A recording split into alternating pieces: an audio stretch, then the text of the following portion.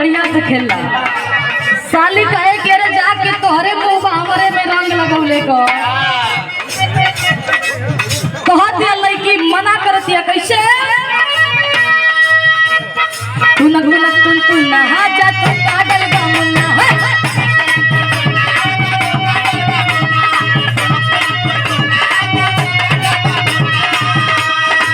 देखा इतना कहले से कई जना के चेहरा पर मुस्कान आ गई ये खोजत हो लोग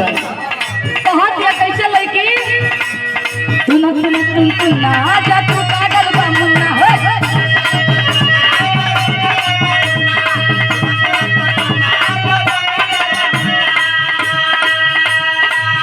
तुन ना जा तू कागल गमुना हो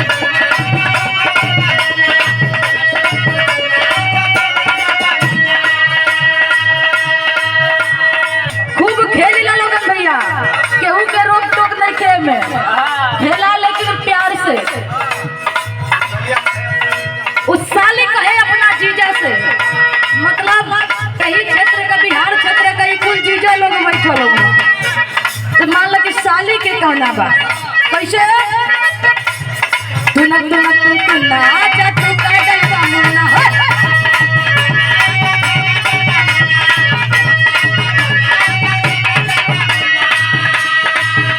अरे तू ना जा तू कागल गमुना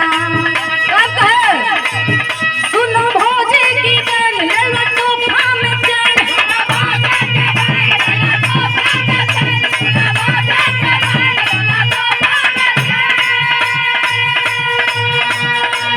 सुनो भौजी की बहन ले लो तूफा में चैन होली में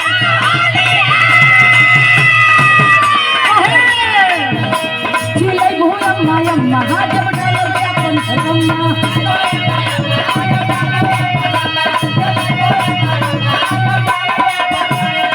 अरे छटक भट भूलम महा जब डालो गया पंचकम्मा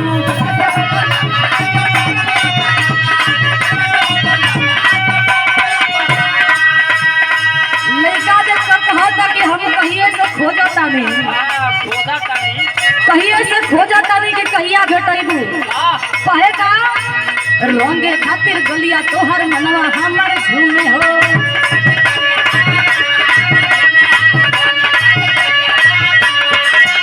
सब लड़कियां कहे हेलो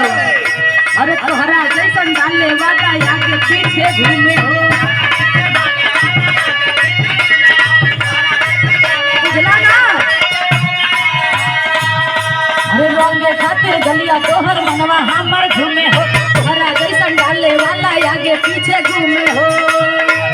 सुनो भौजी की बहन देबो तूफा में चैन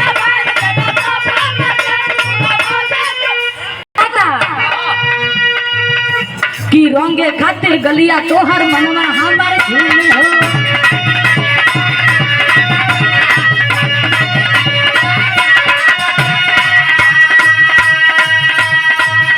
अरे तोहरा जैसन डाले वाला आगे पीछे घूमे हो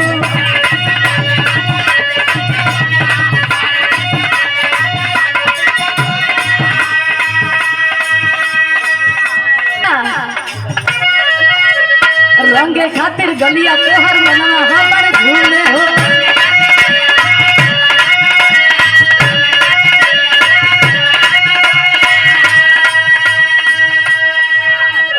ए नेताजी अरे रंगे खातिर गलिया तोहर मनवा हमर झूमे हो अरे जिया क्या बात है अरे तोहरा जैसन डाले वाला आगे पीछे घूमे हो